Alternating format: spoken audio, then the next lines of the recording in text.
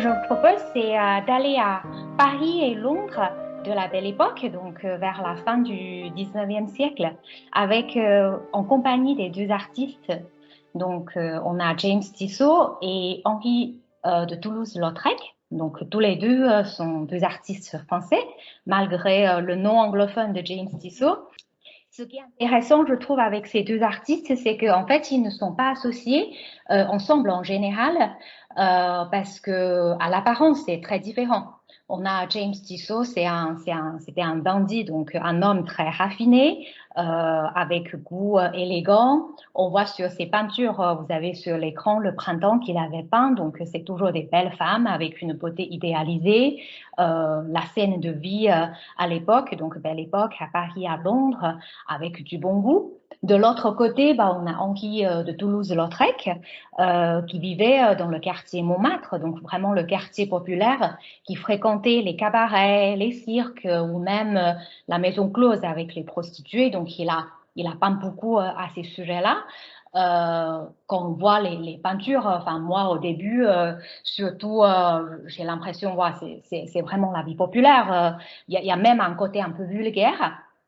Mais en fait, si on voit au fond ces deux artistes, ils sont quand même deux artistes qui cherchent à peindre ou montrer la modernité, parce que là, on est dans la deuxième moitié du 19e siècle.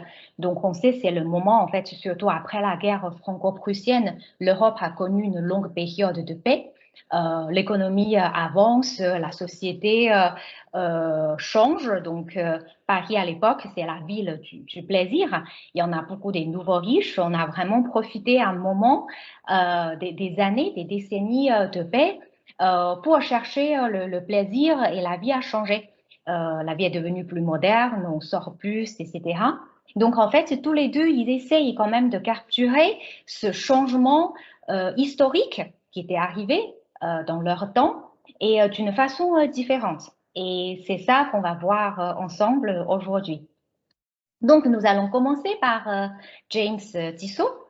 Euh, Malgré son nom anglophone, en fait c'est un artiste, c'est un vrai Français, hein, 100% français.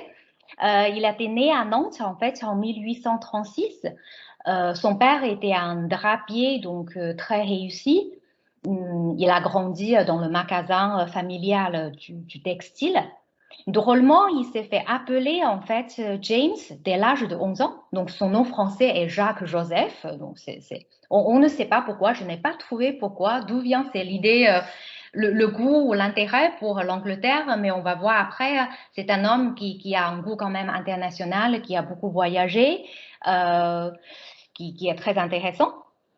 Et à l'âge de 20 ans, bah, James Tissot a décidé de devenir l'artiste, donc peintre. Il est allé à Paris pour suivre la formation à l'école de beaux-arts. Et c'est là, en fait, il a rencontré d'autres jeunes peintres de l'époque, donc notamment Edgar Degas et Whistler, qui est un peintre américain. Donc tous les deux sont des figures très importantes dans l'impressionnisme. Et ici, on voit bien en fait un portrait qui est peint par par Degas pour James Tissot, qui se pose dans le studio pour rappeler son métier qui est quand même un peintre. Mais on voit la pose, en fait, la posture stable, un peu instable de James Tissot, qui ressemble plus à un dandy, un homme très raffiné, qui fait attention à son apparence, sa façon, sa manière de bouger, de parler, au lieu d'un peintre. Donc ça, c'est vraiment un caractère, je pense, qui est associé avec James Tissot tout au long de sa vie. Euh, et si on continue avec Toulouse-Lautrec, qui a été né 3 décennies après. Donc, Henri de Toulouse-Lautrec, lui, en fait, il est fils du comte de Toulouse-Lautrec-Montfort. En fait, il est né dans l'une des familles des plus vieilles nobles en France. Il n'y a peut-être pas vraiment le lien comme la famille est prétendue avec le duc de Toulouse, mais on sait c'est vraiment une famille noble avec beaucoup de réputation et une très longue histoire. Mais malgré tout ça, à l'époque, quand Henri de Toulouse-Lautrec a été né, en fait, c'était juste une famille aisée qui vivait dans la province. Ses parents, en fait, sont des cousins germains. Parce que selon la pratique de l'époque entre les noblesses, en fait, le mariage se faisait très souvent entre les cousins pour éviter la division du patrimoine, pour garder la fortune.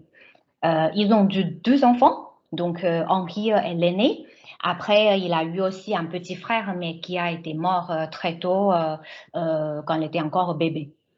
Et ses parents, malgré, enfin, c'était euh, peut-être à cause d'un mariage arrangé, ses parents ne s'entendaient pas, du coup ils se sont séparés quelques années après. Et Henri de Toulouse-Lautrec, en fait, il était mis sous la garde de sa mère, donc il a grandi avec sa mère. Il a eu une enfance qui est quand même très confortable, joyeuse, mais à l'âge de entre 10 ans et 12 ans, en fait, ça s'est révélé. Il a une maladie sur les os. En fait, il a des os très fragiles. Il a eu plusieurs fois la fracture des fémurs, pardon, des fémurs, donc les os qui lient le bassin, la tête de fémur. Du coup, en fait, il était diagnostiqué avec une maladie génétique. On pense que c'était probablement lié du fait du mariage trop proche de ses parents. Donc, bah, le pauvre adolescent, il ne peut pas bouger. Il a eu pas mal de traitements, y compris des charges électriques. À l'époque, on pensait que ça pourrait marcher. On a même mis du plomb dans ses pieds pour le stabiliser. Donc finalement, malgré tous ces traitements, en fait, il n'a pas pu grandir plus. Donc il a une taille qui est à peu près 1,52 m, qui est quand même très petit pour un homme. Il a problème de santé tout au long de sa vie. Donc on voit vraiment, c'était un jeune adolescent qui est prisonnier de ses conditions physiques. Et puis, bah, donc, malgré tout ça, il intéresse beaucoup à l'art, à la peinture. Et à l'âge de 20 ans, avec l'accord de sa mère, il est parti à Paris pour apprendre et devenir l'artiste. Donc, il était arrivé à Paris, différent par rapport à James Tissot, Toulouse-Lautrec, qui n'était pas rentré dans une école formelle. Il a plutôt commencé son apprentissage dans des différents ateliers des artistes. Et c'est là qu'il a rencontré aussi d'autres artistes comme Émile Bernard ou Van Gogh, qui était à l'époque à Paris à apprendre aussi sur la peinture, sur l'art parisien. Donc ici, on a un portrait qui était peint par Toulouse-Lautrec sur Van Gogh dans un bistrot, dans un café parisien. Et ce qui est intéressant, je trouve, avec cette peinture, c'est qu'en fait, il est fait avec craie colorée sur carton. Donc, on voit vraiment des touches très rapides, courtes, qui est très stylée, signature de Toulouse-Lautrec. Et ce portrait, en fait, a un ton mélange de froid et chaud. On voit des couleurs qui sont plutôt chaudes mais froids, avec les mouvements. Ça rend, en fait, le personnage très vif. Donc, ce portrait était très apprécié par Van Gogh et qui a été donné à son frère. Donc, ça appartient à son frère après. Et il a été même exposé à Bruxelles après. Donc, on voit avec le jeune Toulouse-Lautrec, il était déjà reconnu dans le milieu des artistes. Il est bien reçu par son talent artistique. James Tissot, également, 3 ans après l'école, il est sorti à l'école et il a commencé son carrière artiste. Et dès 1859, il a commencé à exposer au Salon de Paris. Donc aussi un jeune artiste plein de promesses. Pour James Tissot, en fait, ce qui est intéressant, c'est que lui, il a pas mal voyagé déjà à l'époque, en Belgique, en Italie. Et il a vraiment un goût pour la Renaissance italienne et Allemagne, enfin allemande. Donc, pour lui, pour débuter, il a choisi plutôt les sujets religieux. Ici, on a en fait la parabole de l'enfant prodigue qui est issue du Nouvel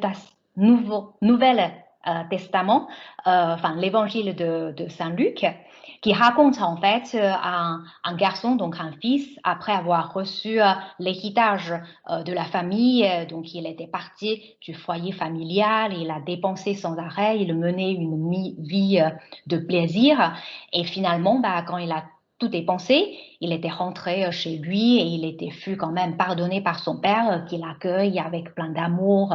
Voilà, donc c'était une parabole qui est souvent présentée dans l'art.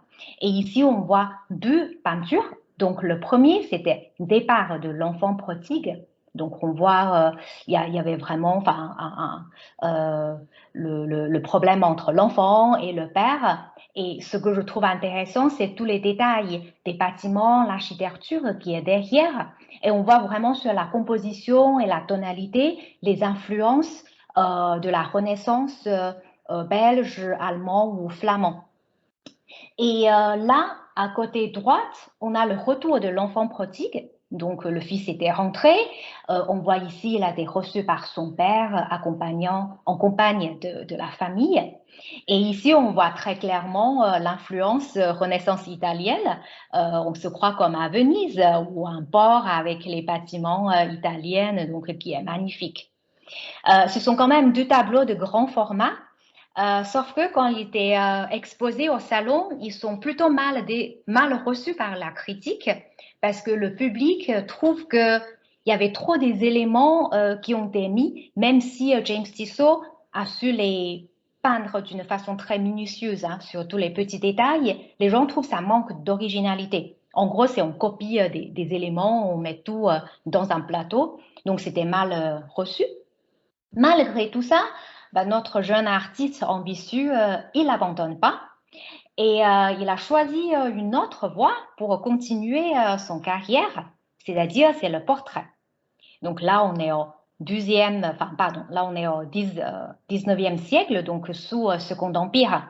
On sait, il y en a des nouvelles aristocrates, il y a surtout des nouvelles, des grands bourgeoisies qui ont accumulé les fortunes et qui se soucient quand même de confirmer leur statut dans la société. Ici, on est vraiment dans la tradition du portrait d'apparat. Donc avant, depuis le Moyen Âge, en fait, le portrait d'apparat est réservé aux rois, aux nobles.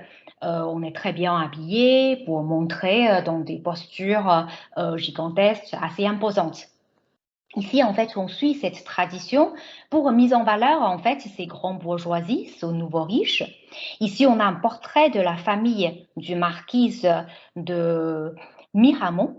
Donc, il a demandé à James Tissot de réaliser ce portrait et James Tissot a choisi en fait la terrasse du château de la famille. Donc on voit ici, c'est assez rare comme pratique à l'époque parce que les portraits on fait en général à l'intérieur. Mais là, James Tissot a choisi de les présenter à l'extérieur. Donc on voit bien voilà le couple avec les enfants qui sont très bien habillés. Et encore une fois, James Tissot, bah, il a su peindre, rendre très vivant tous ces petits détails sur la mode. Et ce qui est intéressant avec ce tableau, c'est que on trouve quand même tous ces statues d'une façon très posée pour montrer leur prospérité, l'évidence du prestige, mais en même temps, on sent quand même le bonheur de la famille. Et il y a une ambiance intime. On voit bien, c'est entre voilà les parents et les enfants. Il y a même un côté mélancolique qui rappelle les grands portraits du 18e siècle anglais. Donc on voit déjà, il y a le lien, les influences anglaises sur James Tissot. Donc tous ces portraits ont été très bien reçus par sa clientèle. Donc très vite, James Tissot a connu une très grande réussite commerciale, donc il est devenu assez riche. Et là, j'ai mis un autre portrait, donc c'est un bonhomme, donc un bel homme, un jeune homme, portrait d'Aimé Césaire. Ce qui est intéressant, c'est que, vous voyez sur l'écran, en fait, James Tissot a su bien peindre tous les détails du rideau, donc on voit les dentelles, et également en regardant le costume porté par le jeune homme, on sent vraiment la texture de ces matières nobles, voilà, très chères. Et là, en fait, ce qu'on voit, c'est James Tissot, comme il est issu d'une famille textile, il a grandi dans le magasin de la famille, il a un grand intérêt, en fait, pour les textiles, pour la mode, qu'on constate tout au long de sa carrière. En revenant sur notre petit rebelle, Toulouse-Lautrec, il peint aussi des portraits, mais plus voilà, pour s'amuser entre les amis. Donc ici, j'ai choisi un portrait qu'il a fait de son ami François Gauzy. Donc c'était aussi un peintre et un ami très proche de Toulouse-Lautrec. On voit ici en fait l'homme, il est sur le point de départ avec la porte grande ouverte. Il porte un pardessus vert. En fait, c'était Toulouse-Lautrec qui a insisté son ami de porter ce veste pour ce portrait parce que Toulouse-Lautrec était très séduit par cette couleur et qui utilise cette couleur pour définir la tonalité de son portrait qui ramène un peu de variation. On est quand même sur une tonalité qui est assez sombre, assez monochrome. Et on voit bien avec les portes et également les fenêtres qu'on voit en arrière-plan et les lattes des planchers, il a utilisé en fait juste des géométries pour créer l'effet perspective. Donc là, on est sur un portrait très simple et avec toujours ces touches fragmentées, très courtes, mais on sent qu'il y a un dynamisme, il y a un mouvement dans ce portrait et surtout, l'allure de son ami a montré quand même une élégance qui n'est pas volontaire mais très naturelle. Et c'est intéressant de voir ces portraits ensemble. Je pense qu'on voit vraiment les différents styles et les différentes approches des deux artistes. Et je dois dire que je trouve tous les deux sont très élégants. J'ai même une petite préférence pour celui de François Gauzy qui est plus naturel. Là, on continue sur James Tissot. Donc, il a eu une grande réussite à Paris, mais malheureusement, en 1870, en fait, c'est la guerre franco-prussienne qui a commencé. Donc, James Tissot, il a choisi de partir à Londres pour trouver voilà, une vie plus paisible, stable. Donc, il est arrivé au printemps 1871 à Londres. Donc là, on est dans la société victorienne à Londres. Et l'artiste très ambitieux, il ne tarde pas de relancer sa carrière. Donc, il a commencé à peindre les scènes de la société, de la haute société anglaise, toujours d'une façon idéalisée.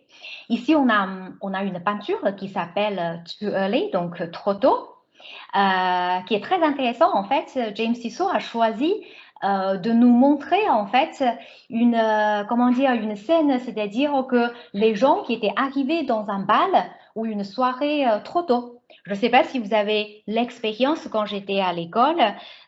J'ai une amie chaque fois quand il y a des soirées sur le campus, elle adore toujours arriver en premier et j'essaie de la retenir parce que quand tu arrives, il n'y en a pas encore du monde. C'était un peu gênant, enfin, c'était pas très intéressant. Donc ici, on voit bien sur la peinture, il y a des grandes places vastes et quelques voilà, groupes de gens qui attendent les autres invités qui arrivent. Donc James Tissot a choisi une scène de vie qui est très normale, mais qui est quand même un peu spéciale. Du coup, quand le dessin, enfin quand la peinture était présentée à Royal Academy, il était très bien reçu par les Londoniens avec ce côté humour. Et donc, James Tissot continue, toujours choisir la scène de vie, mais avec un côté spécifique, peu commun. Donc ici, on est sur la Tamise. On voit deux femmes en compagnie d'un capitaine de Royal Navy. En fait, c'était à l'époque, on est à Londres, donc en Angleterre victorienne, c'est très important le moral, c'est quand même une société très stricte. Donc, quand ce tableau était exposé, ça a choqué le public parce qu'on voit bien les deux dames sans chaperon. Hein, donc, à l'époque, en tant qu'une femme, on ne peut pas sortir juste comme ça. Il faut toujours avoir quelqu'un qui nous accompagne. Donc, surtout pour les jeunes filles, il faut avoir une dame assez âgée pour les accompagner. Donc, ici, on voit, ils sont dans des postures assez aisées avec un homme sur un bateau avec les bouteilles de champagne. Donc apparemment, c'est un moment de plaisir, mais vraiment pas de morale. Du coup, il y a des critiques qui disent que c'est un tableau spirituel, mais bien peu charmant pour ce qui le suggère, en disant qu'il n'y a pas un moral qui était raconté. Donc on voit en fait James Tissot, c'est quand même une figure un peu ambiguë parce que il essaie de présenter la vie moderne pour répondre le goût du marché, du public, mais il arrive toujours à insérer ses petits côtés rebelles. Hein. C'est pas tellement un dandy vraiment snob. En revenant sur Toulouse de Lautrec, qui est l'âme de Montmartre. Donc, il vivait toujours à quartier à Montmartre, fréquentait la vie des cabarets, Moulin Rouge, etc. Ici, il a peint en fait le bal du Moulin de la Galette. Donc, à l'époque, en fait, à Montmartre, il y a plusieurs moulins et il y a des bals publics pour enfin, pour le peuple, pour les habitants. Donc, c'est vraiment des bals très populaires. Et j'ai regardé sur Wiki, en fait, le moulin de la Galette, il existe toujours aujourd'hui. Si un jour vous allez à Montmartre, vous pouvez le chercher. Et c'est le seul moulin qui marche encore aujourd'hui, si c'est toujours le cas, voilà. Du coup, ici, on voit Toulouse-Lautrec qui a essayé de peindre en fait ce bal.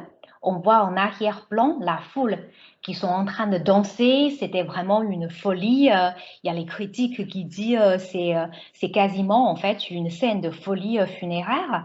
Sur le premier plan, on voit les femmes qui sont plutôt fixes par rapport au mouvement, les gens en mouvement derrière. Et ce sont des prostituées qui sont en attendant des clients. Donc là, on est vraiment dans une peinture très brue qui montre quand même une vie qui est très réelle. Et on ne sait pas, est-ce que Toulouse de Lautrec, est-ce qu'il a inspiré par Renoir, qui a peint aussi un bal du Moulin de la Galette presque 20 ans plus tôt. Donc là, on est aussi sur un bal aux mêmes endroits, très populaire, mais Renoir a choisi de présenter une version qui est plutôt sucrée. Idéalisée voilà, par rapport à la brutalité de Toulouse-Lautrec, que je trouve qui est très intéressante.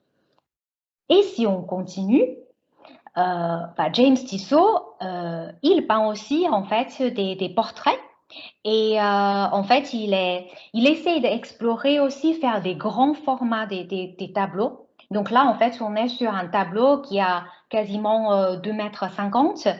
En fait, à l'époque, ce genre de format est réservé seulement pour des sujets historiques. On n'est pas permis, en fait, on n'est pas autorisé de présenter des figures contemporaines, surtout en costume contemporain. Donc là, on voit une belle femme, une très belle femme dans une forêt, s'habiller en costume contemporain. Et vous voyez ici, en fait, elle a soulevé un peu de sa robe pour montrer ses chaussures et sa cheville. Et à l'époque, en fait, c'était vraiment scandaleux, c'est un signe érotique, parce que les femmes sont bien couvertes, on ne montre pas le corps. Du coup, en fait, quand le tableau était exposé, encore scandale, plein de critiques, dans le journal, on dit, on voit une sirène en bas de soie noire et talons hauts. Et encore, on voit ce côté intéressant de James Tissot qui essaie de provoquer quand même la société. Et cette belle femme, en fait, c'est l'amour et c'est la muse de l'artiste qu'il a rencontré à Londres. Donc, on a pu identifier cette belle femme qui s'appelle Cicely Newton. Elle est issue d'une famille irlandaise, mais qui a émigré en Inde. Son père est un officier, donc qui était en station en charge en Inde. Donc la jeune fille, en fait, elle était avec un capitaine quand elle était en Inde et elle a eu même un enfant avec ses capitaines, mais non mariés. On ne sait pas trop comment James Tissot l'a connue, mais on sait que James Tissot était tombé très amoureux d'elle parce qu'il a vu dans cette femme vraiment la beauté idéalisée qu'il a cherché à représenter. Du coup, les deux se mis ensemble, ils ne sont jamais mariés. Et à cause de cette relation, James Tissot il ne peut plus recevoir en fait des clients de la haute société chez lui parce que c'est quand même assez scandaleux. C'est pour ça, à partir de ce moment-là, donc on voit ces tableaux étaient faits en 1877. Depuis là, en fait, James Tissot a peint beaucoup des tableaux sur la vie domestique, toujours autour avec Cicely Newton comme modèle, comme mannequin, enfin comme modèle. Et malheureusement, cette jeune femme, elle a attrapé en fait tuberculose et sa santé affaiblie très vite. On voit ici, c'était vers la fin de sa vie, donc elle a décédé en 1882. James Tissot a peint qu'elle était très malade, très fragile dans un fauteuil, mais toujours très élégante, très belle. Là, on dit vraiment comment la nature est cruelle, hein, qui va enlever la vie d'une jeune femme si belle. Et elle joue vraiment un rôle très important dans la vie de James Tissot. parce que après sa mort, une semaine après sa mort, en fait, James Tissot a quitté Londres et il n'est jamais revenu. Donc, il a choisi de rentrer à Paris. Voilà. Et si on voit sur Toulouse-Lautrec, qui adore aussi les femmes, qui fréquentent voilà, des maîtresses, mais plutôt les femmes de la classe populaire. Donc ici, on a un portrait de Toulouse-Lautrec sur sa muse qui s'appelle Carmen Godin. C'était une blanchisseuse à Montmartre avec les cheveux roux, donc qui a vraiment une beauté sauvage. Donc Toulouse-Lautrec l'avait rencontrée dans la rue et il est devenu très intéressé par elle. Donc c'est pas sa maîtresse, mais elle a beaucoup posé pour lui pendant quasiment 5 ans à 10 ans. Et Toulouse-Lautrec a fait beaucoup de portraits sur elle dans des différentes positions, donc des différents rôles. Ici, on voit Carmen qui est dans un bistrot. On voit sur le dos, mais il y a vraiment une touche mélancolie. On ne sait pas trop la femme qui est perdue dans la pensée. Est-ce qu'elle a problème d'amour ou d'autre chose? Et ici, elle avait posé aussi sur le dos avec le dos nu, dans une posture qui est quand même décente, mais éventuellement qui fait illusion aux prostituées. On voit en fait ses bas noirs sont semi-levés, mais toujours avec ses cheveux roux, une beauté. Donc voilà, c'était vraiment la muse qui intéresse beaucoup à Toulouse-Lautrec parce que, comme lui l'a dit très tôt, il voulait peindre le vrai, mais non idéal. Donc encore, on voit la différente approche des deux artistes. James Tissot, c'est les belles femmes, beauté idéalisée. Toulouse-Lautrec, bah, c'est la sauvage, c'est la beauté sauvage, c'est la vivacité, c'est la vraie vie. Euh, et en revenant sur James Tissot, donc il est revenu à Paris après le décès de Kathleen Newton. Il a quand même essayé de réintégrer dans la communauté artistique de Parisiens. Du coup, bah, il a peint en fait une série des grands tableaux de très grand format, plus de 2 mètres en fait, sur la vie parisienne. Sauf que là, bah, tous ces tableaux n'étaient pas bien reçus par le public parisien. Le critique trouve qu'ils sont trop anglophones. Ici, on voit en fait la femme de sport. Donc, Tissot a choisi de présenter la SIC. Donc, la SIC est un thème très populaire avec les peintres de modernité. Parce qu'il y a ce côté libre, voilà, non conformiste. Mais ici, en fait, on n'est pas du tout sur un SIC populaire. Là, en fait, c'est un SIC amateur. C'est plutôt des hommes, encore de la bourgeoisie, qui ont choisi de venir, en fait, jouer un peu la SIC pour plaire à leurs maîtresses, leurs femmes, leurs compagnons, des parisiennes. Donc encore, James Tissot est toujours resté dans son milieu, élégant, dandy. Et moi, ce que je trouve en fait ici, on trouve, enfin, ça manque un peu de dynamisme. Malgré tous les petits détails qui sont toujours très bien peints, les gens sont un peu figés. Et peut-être c'est pour ça que c'était pas non plus apprécié par le public. En même temps, avec Toulouse de Lautrec, qui fréquente les cycles, les cabarets, il a fait une petite brochure pour son amie Jane April, qui est une danseuse au cabaret à Paris, au Moulin Rouge. Et quand Jane, avec sa troupe, était allée à Londres, bah, elle a demandé à Toulouse-Lautrec de réaliser une affiche pour elle. Et on voit bien, en fait, la femme à gauche, c'est Jane April. Et là, en fait, juste avec quelques traits, d'une façon très synthétique, on sent vraiment le mouvement de la danse cancan. Donc, c'est très intéressant. Et encore, on voit les deux différentes approches dans les artistes qui essaient de capturer cette modernité. Donc, pour en finir, James Tissot, suite à le mauvaise critique de cette série, en fait, il est retourné sur les sujets religieux. Pour la fin de sa carrière, il a peint en fait la Bible et aussi de nouveau l'enfant prodigue. Donc, en fait, il est devenu très religieux et spirituel vers la fin de la vie. Un côté, on sait les thèmes religieux, ça l'intéresse toujours, ça revient au début de son carrière, mais aussi il y a un lien avec le décès de sa muse, de la femme de sa vie. En fait, depuis le décès de Catherine Newton, James Tissot avait même fait des séances médium, essayer de parler avec son âme, voilà, dans le paradis et tout ça. Donc on voit, il est vraiment rentré dans une autre voie. Et très intéressant, en fait, toutes ces peintures sur le thème de Bible religieux étaient très bien reçues aux États-Unis. Il semble en fait, il y avait même des femmes en visitant son expo qui ont prié devant ces peintures. Donc heureusement, il a pu toujours réussir et avec voilà sa réussite commerciale qui garantit une vie qui est très agréable jusqu'à la fin. Donc, James Tissot a décédé en 1902, donc voilà, tout au début du XXe siècle.